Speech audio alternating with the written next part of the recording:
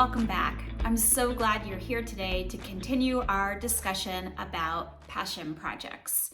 We've covered a lot of introductory material in some of the previous episodes, and I hope that you found all of that information really helpful as you are deciding to move forward with your project.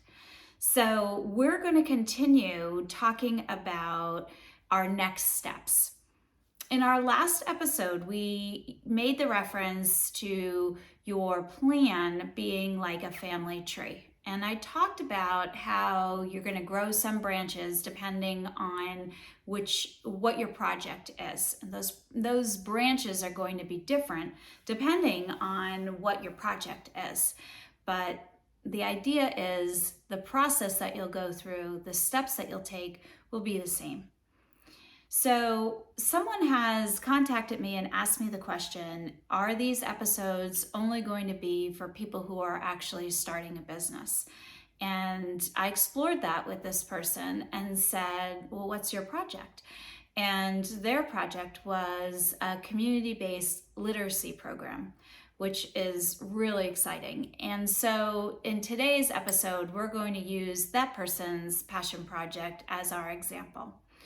So the short answer is no, your passion project can be anything at all that you're dreaming about. It doesn't have to be a business. It can be a literacy-based program, as this person is thinking about, maybe a book club, maybe a cooking group, whatever is your passion project. Mine just happened to be one that did involve transactions and investments and things like that, but that's not the definition of a passion project. It's just something that is very special to you.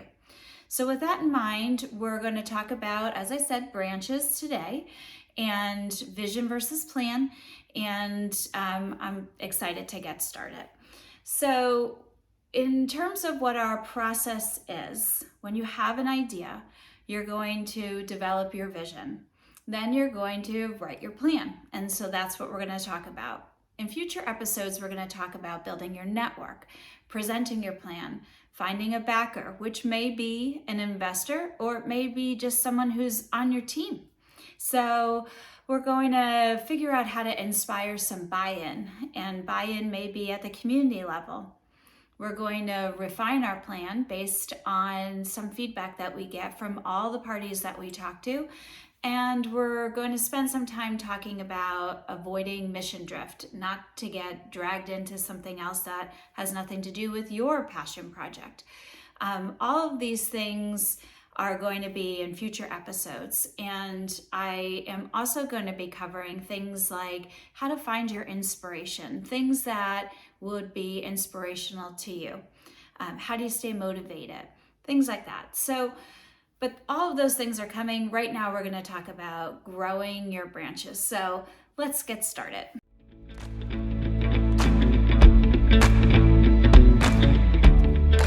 Okay, so let's grow some branches here today. So what are we going to do to get started on our plan? The first thing I want to talk to you about is the difference between this type of plan and a business plan. So this is more of an implementation plan. And if you are going to start a business as part of your passion project, then you will also need a business plan. And a business plan would cover things like accounting and finance and maybe any legal issues or staffing and trademarks and all of those things, projections on return on investments and things like that. And we will have some resources for you in future episodes if you are going to be writing a business plan. For our purposes right now today, we're talking about an implementation plan. So if you're going to get started, the very first thing you will do is write a summary. And a summary is a few lines about what it is that you're doing. You may start seeing a common theme here. It's very important to me that we are clear as to what are we doing.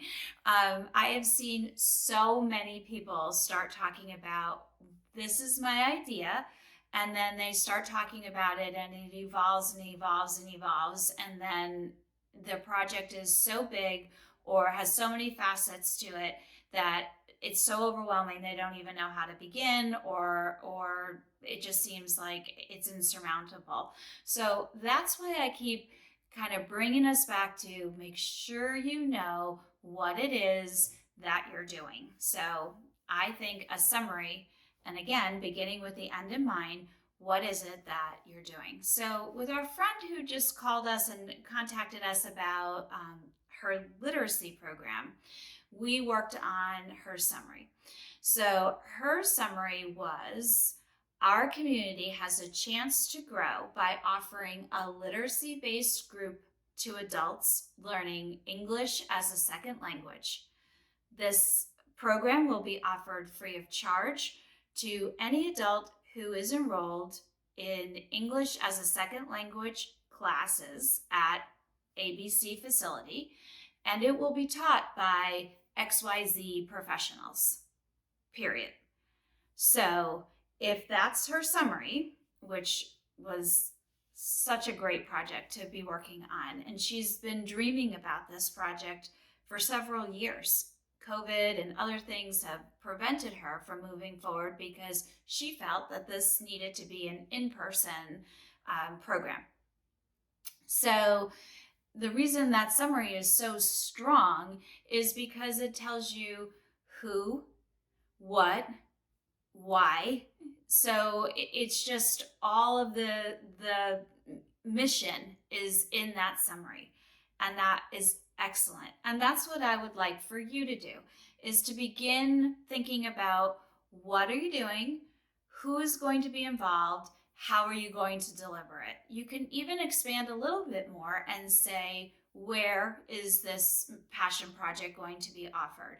Or how often is it going to be offered? You can also include those level of details in the summary, but not a whole lot more than that.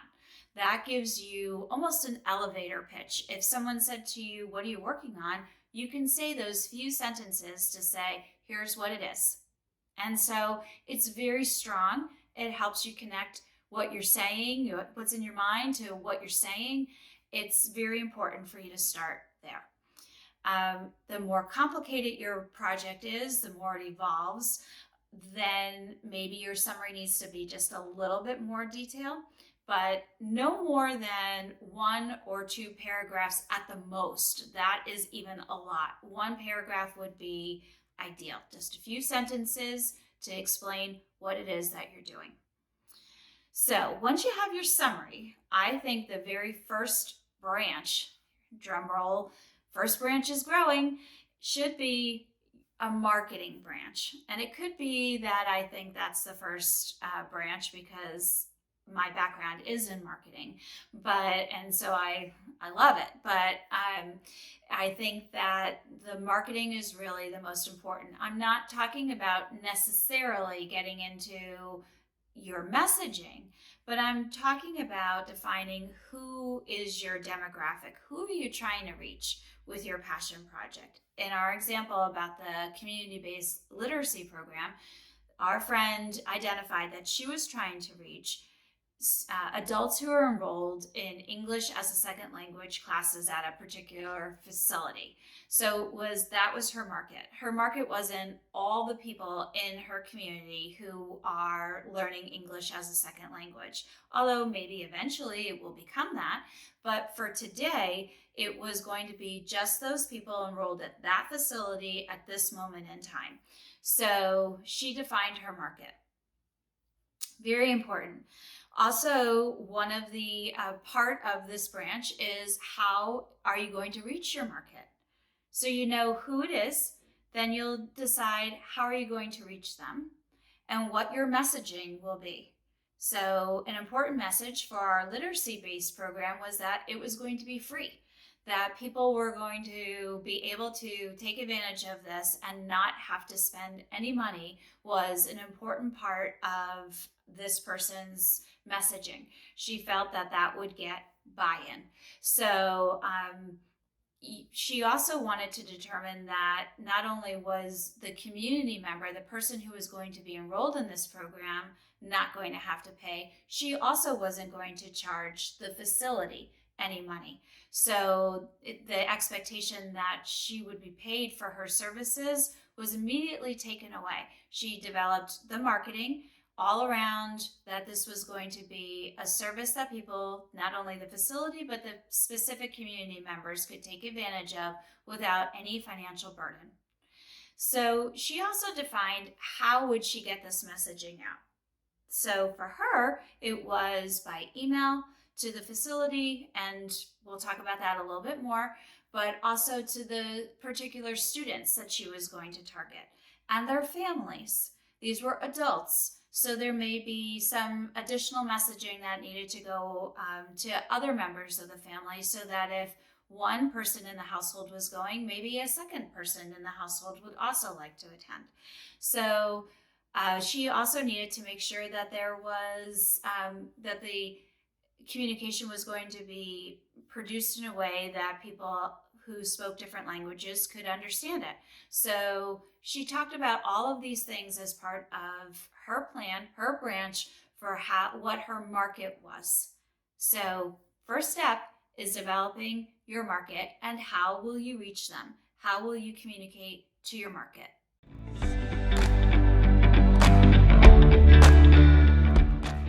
Okay, so now that we have our first branch really scoped out, and that's a big, heavy, sturdy branch, is our market and all that that encompasses, our next one would be resources. Identifying what do you need to get your project done. Do you need materials? Do you need people? Do you need volunteers? Do you need a space to offer your program?